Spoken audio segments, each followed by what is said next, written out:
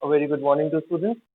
Students, where we were in our previous lecture, we were understanding about the effective span of a staircase, where as per IS code or the IS code has given us two situations.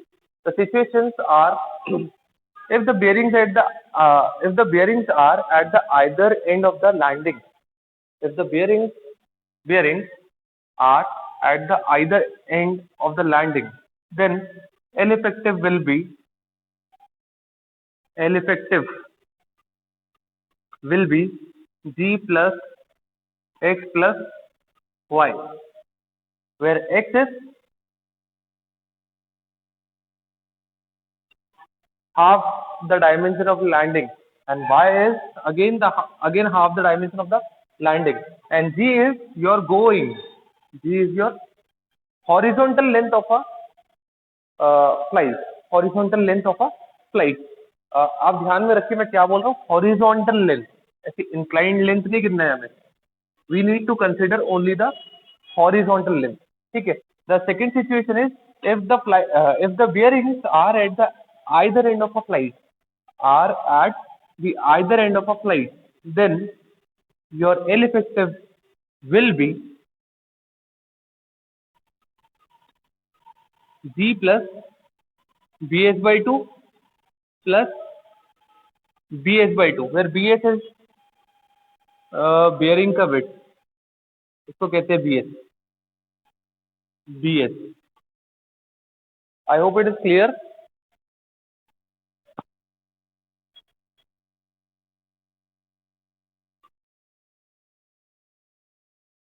So we were discussing about the L effective in our condition. See, अगर condition given नहीं रहती है, simply आप ये condition उठा लेना, ये condition के हिसाब से वैल्यू निकाल लेना. ठीक है. अब let me prepare a plan.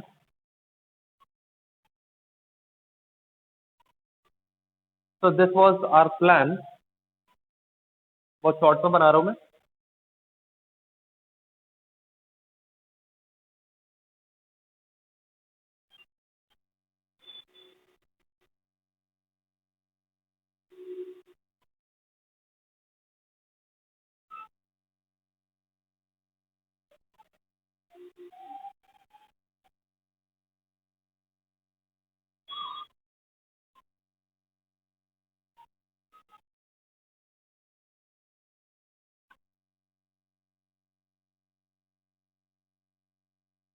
So this is our plan where this dimension is given to you. I think it is how much it is? 2.5, 2.5, 5 meter. Okay. This is given as 5 meter. This is told to you as 2.5 meter. तो remaining ये निकाल चुके हैं आपने. 2.5 metre कैसे है आपने निकाल चुके हैं. 10 स्टेप आइए और 250 mm की. तो इससे आपको मिल गया है 2.5 मीटर. ठीक है. 2.5 मीटर वो मिल चुका है.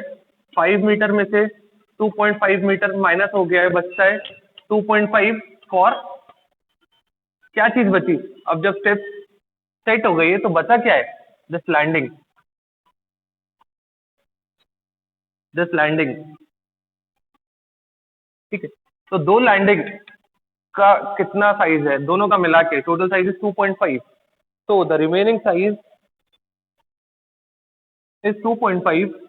So for each landing the value will be 2.5 का आधा, that is 1.25 is the size of each landing. ये हो गया 1.25 मीटर. 1.25 मीटर. ठीक है. अब x कितना होगा आपका. your x will be half. your y will be just half. तो ये कितना हो गया. 1.25 का आधा पॉइंट कितना होगा. 625. And this value is also 0.625 and your G is, आपका जी कितना बन रहा है?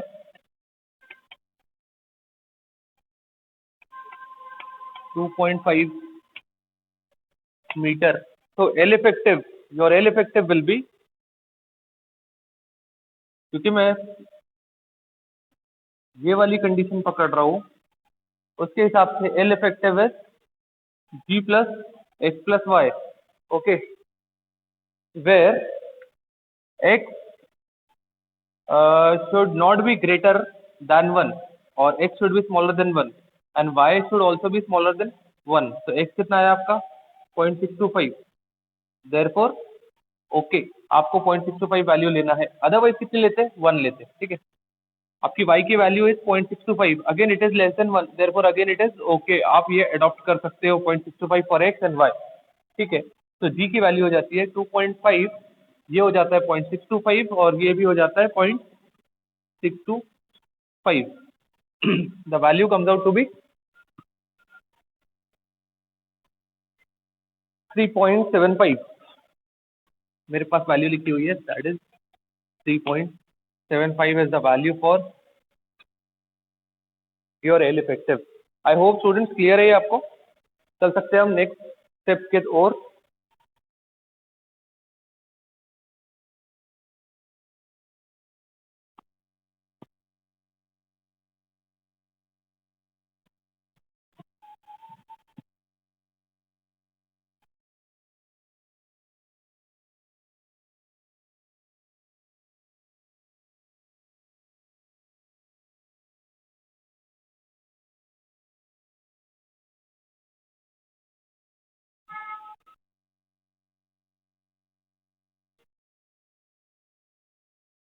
So let's move to the next step.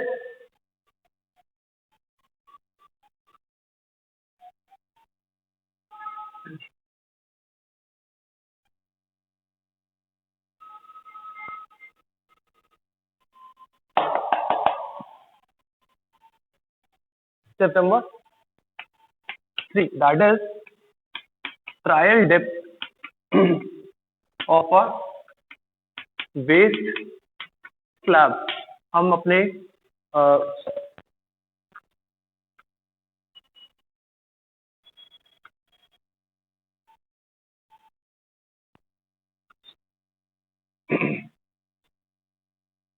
Waste slab, ये आपका वेस्ट स्लैब होता है. This is called as your waist slab. Waist slab की depth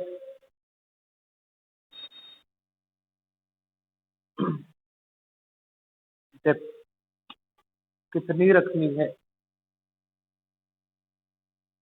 that is what we are working out. आपका स्टेयरकेस है, ये उसका फ्लाइट है जिसके ऊपर एक कंटिन्यूस लोडिंग रहेगी. There will be a continuous loading over it, जिसको रेजिस्ट करने के लिए उसका dimension plays a very important role. उसका dimension plays a very important role कि उसकी लेंथ कितनी है. ठीक है, उसकी लेंथ, उसकी विड्थ कितनी है. ठीक है, जितनी लेंथ जितनी विड्थ उतना ज्यादा load, that load will be resisted by the depth. Okay, जितना विड्थ रहेगा, जितनी लेंथ रहेगी, उतना ज्यादा उस पर लोडिंग आएगा and that loading will get resisted by the depth of the waste slab.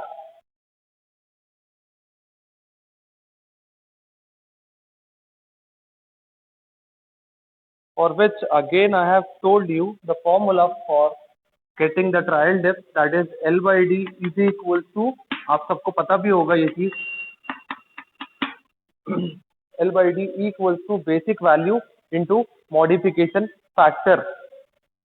Basic value into modification factor. Now see, इसको अगर हम बनाए तो this becomes a simply supported beam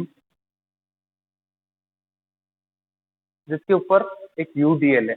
okay, एक UDL है. ठीक है, तो फॉर simply supported beam, ये बीम सिंपली सपोर्टेड है ना आपकी, इस पर कंटिन्यूस लोड है. आफ्टर दैट लोड रेजिस्ट हो जा रहा है बाय अ लैंडिंग, लोड रेजिस्ट हो जा रहा है विथ अ लैंडिंग. तो it becomes in the form of a simply supported beam for which the basic value, IS code has given the basic value as 20 and the modification factor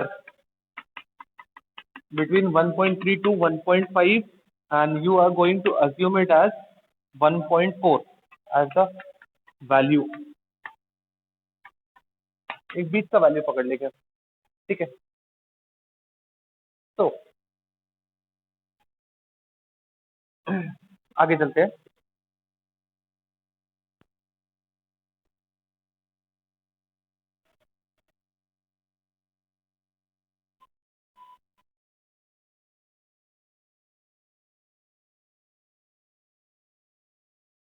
The value of your L is actually your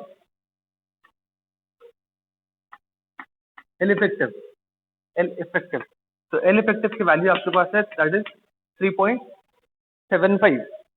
Okay, that is 3.75.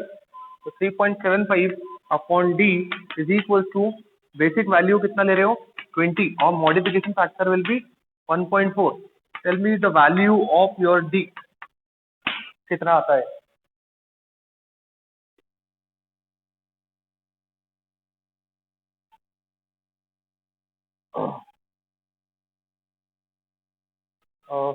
one more thing. 3750, इसको आपको mm में रखना पड़ेगा. 3.75 will be your value, is your value in meter. आपको इसको mm में रखना है, that is 3750. So 3750 divided by 20 divided by 1.4 gives you a value of D. The value of D comes out to be कितना आ रहा है,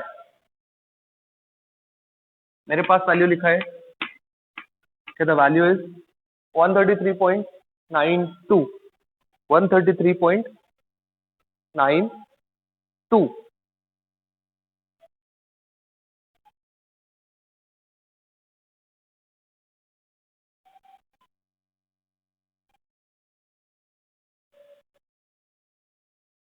But this D is your effective depth. Effective depth का मतलब क्या निकलता है कि अगर इसमें बाहर चल रहा है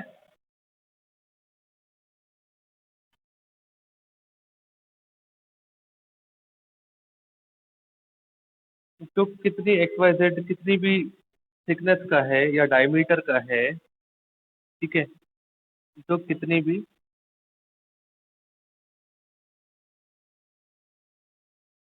डायमीटर का है, आपको करना क्या है, your effective depth is interior से लेके half of the diameter, that is your D. तो बचा कितना, अगर फुल डी बनाना है तो बचा कितना आपका, फुल डी बनाने के लिए बचा है आपका ये cover, this is called as a cover, आप सभी को पता है. और क्या बचा है, हाफ ऑफ द डायमीटर, ठीक है. तो for getting your capital D the formula will be D plus half of the diameter plus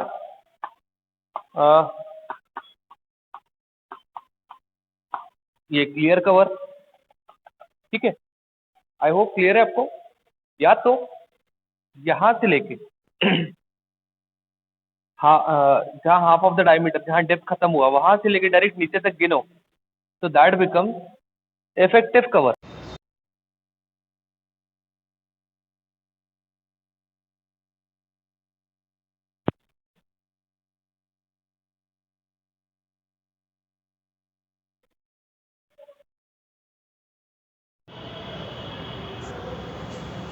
So that becomes your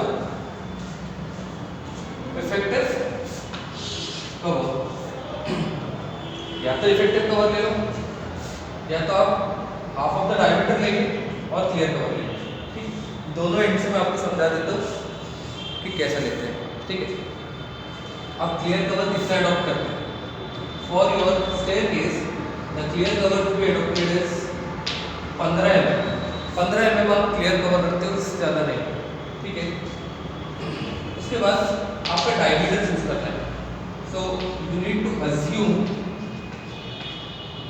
the dia as 8 to 10 mm, आपको जितना चाहिए।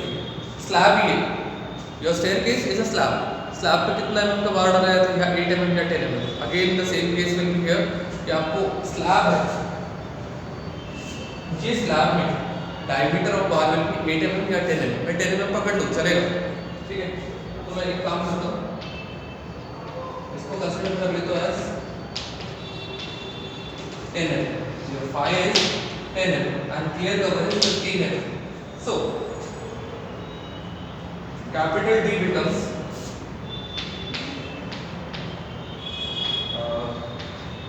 133.92 plus half of the diameter plus clear cover, ठीक है। या direct आप effective cover लेना चाहते हो तो effective cover will be effective cover will be directly 20 mm. Your clear cover will be 15 mm. Your effective cover अगर लेना चाहते हैं तो डायरेक्टली आप 20 mm ले लेंगे। अगर आपको सीधा सीधा करना है तो capital D equals to small d plus effective cover, जिसको हम D डैश से डिनोट करते हैं, तो आप ऐसा भी कर सकते थे। That will be again 133.92 plus 20, कितना होता है ये? 153.92। इस तरीके से ले लो या इस तरीके से ले लो, और बाइफरकेटेड फॉर्म में। यहाँ फ्लक्चुएशन टाइम आएगा, 10 को 8 कर दूंगे अगर तो 2 से कम हो जाएगा, सॉरी 1 से कम हो जाएगा, हार्डली डिफरेंस रहेगा। या तो सीधा सीधा effective cover D dash 20 mm ले लो, that is much more enough.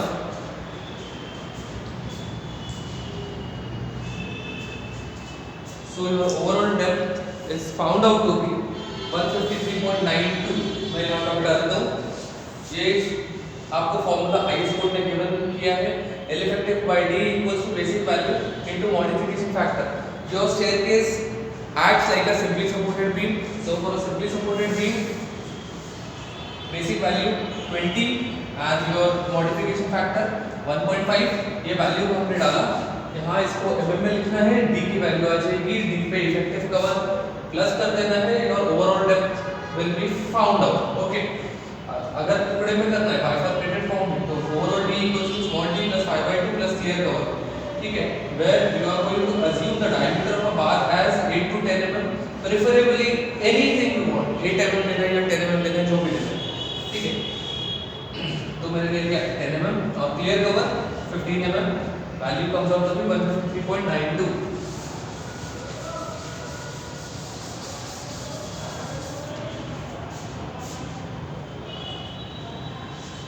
So capital D को मैं राउंड ऑफ कर देता हूँ 153.92 से 160 mm। देयरफॉर मेरा स्मॉल d कितना हो जाएगा? My small d will be 160। क्या माइनस करना पड़ेगा मुझे स्मॉल d बनाने के लिए? मेरा क्लियर कवर और मेरा डायमीटर आधा, ठीक है। मेरा क्लियर कवर कितना है और डायमीटर आधा कितना है, पहले वो देख लेते हैं। और क्लियर कवर कितना है, ये वैल्यू कितनी हो जाएगी? कितना माइनस होना है? 5 और ये 15, 20 माइनस होना है, यानी कि मेरा 140 mm इफेक्टिव डेप्थ बनेगा। My capital D and small d is 160 and 140 mm, ठीक है। सो आपने क्या निकाल लिया है? Depth of your waist slab. तो आप यहाँ पे स्टेटमेंट लिख लोगे, देखो considering a waste slab of capital D as 160 mm and small d as 140 mm with 10 mm 5 longitudinal bars, longitudinal bars, and clear cover as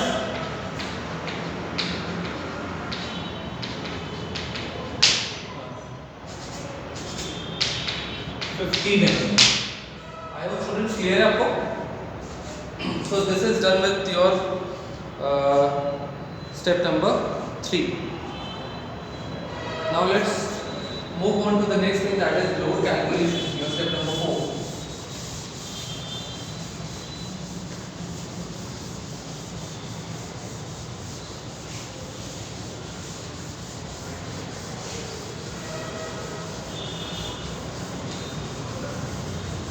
अब staircase पे क्या लोड आएगा? What would be the load?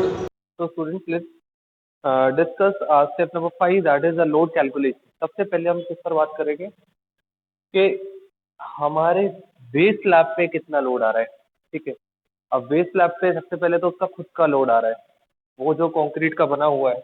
ये एक base slab आपका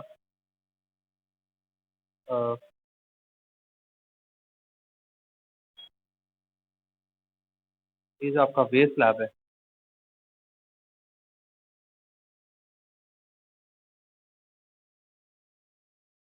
इसका खुद का कंक्रीट का लोड.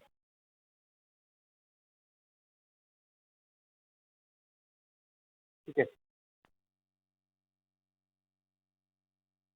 नाउ खुद का load, dead load.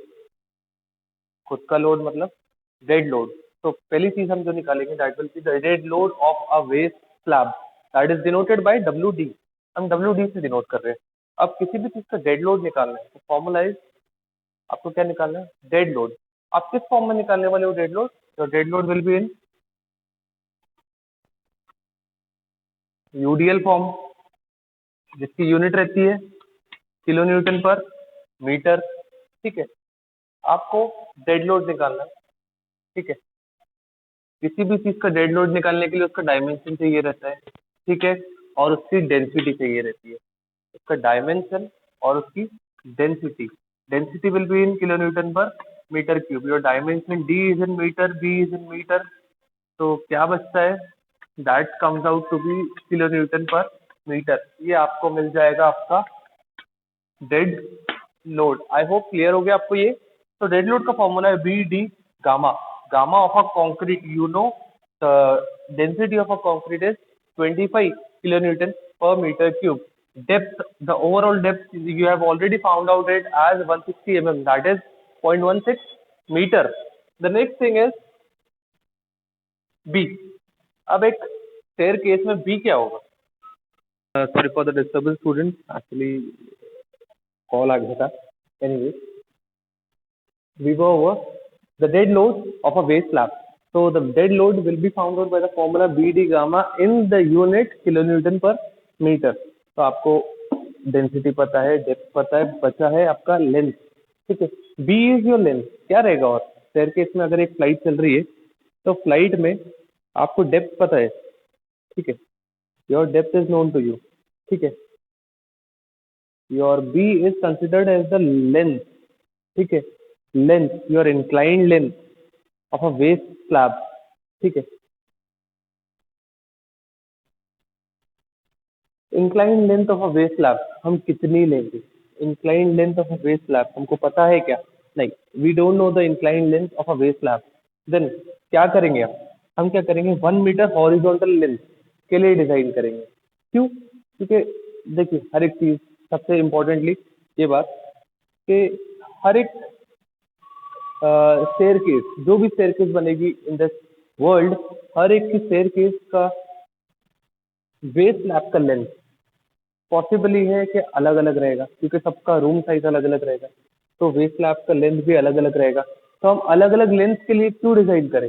When we have the option for designing for 1 metre length. Okay, it's better to design for 1 metre length. सबसे इजी तरीका है जो यूनिफॉर्मली एक्सेप्टेड होगा, that is 1 metre length design. ठीक है. हम स्पेसिफिक नहीं जाते, हम 1 मीटर के लिए डिजाइन करते हैं. ठीक है, so that is much better thing. So we are going to design for 1 metre horizontal length. ठीक है, अब 1 मीटर हॉरिजॉन्टल लेंथ के लिए इंक्लाइंड लेंथ कितनी बनती है ये देखना है हमको. ठीक है, हम क्या कंसिडर कर रहे हैं, 1 metre horizontal length. Now for 1 metre horizontal length how much will be the inclined length. हमको इंक्लाइंड लेंथ चाहिए ना, हमारी इंक्लाइंड लेंथ कितनी है पता नहीं. तो we are considering 1 metre horizontal length. तो for 1 metre horizontal length how much will be the inclined length. ठीक है, तो सबसे पहले मैं एक स्टेप पकड़ता हूँ, एक स्टेप की इंक्लाइंड लेंथ कितनी है वो देख लेता हूँ, और फिर देखूंगा कि 1 मीटर में कितने नंबर ऑफ स्टेप्स आते हैं, उससे मल्टीप्लाई कर दूंगा. तो 1 मीटर के लिए लेंथ मिल जाएगी. समझ में आया. 1 स्टेप की इंक्लाइंड लेंथ निकाल लेता हूँ और उसको multiplied by number of steps कर दूंगा in 1 metre horizontal length. I hope समझ में आया आपको. मैं एक बार फिर दोहराता हूँ. मैं क्या कर रहा हूँ,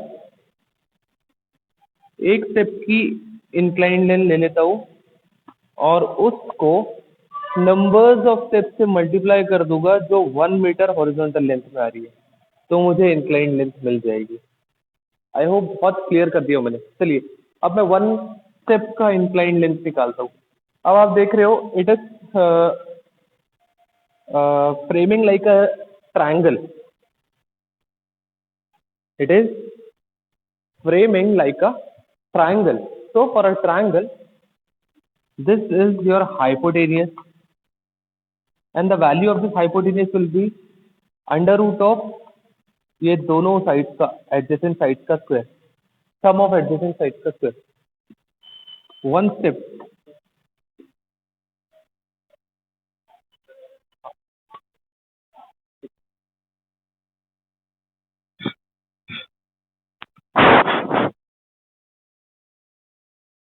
One step की inclined length will be under root of t square plus r square.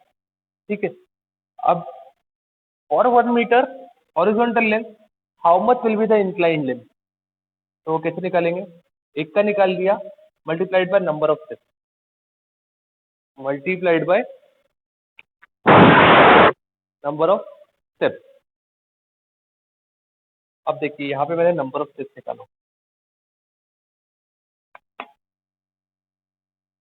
For 1 metre horizontal length steps covered will be, number of steps covered will B.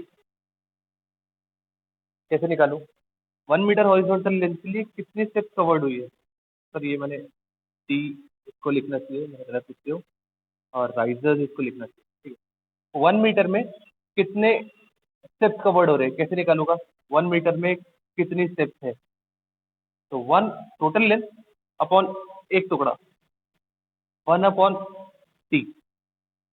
ठीक है, तो मुझे टोटल कितने नंबर्स है पता चल जाएगा. 1/t यानी कि 1 metre that is total length, और एक टुकड़ी की लेंथ 0.25 मीटर. तो पता चलता है 4 numbers will be covered, 4 numbers will be covered in 1 metre horizontal length. So 4 numbers into this inclined length will give me the length for 1 metre. समझ में आया आपको. 1 मीटर डिजाइन के लिए, 1 मीटर हॉरिजॉन्टल लेंथ के लिए मैं इंक्लाइंड लेंथ निकाल रहा हूँ. तो मैं क्या किया, एक टुकड़े की इंक्लाइंड लेंथ निकालता हूँ पहले, एक टुकड़े की इंक्लाइंड लेंथ निकालता हूँ और फिर उसको नंबर ऑफ स्टेप से मल्टीप्लाई कर दूंगा.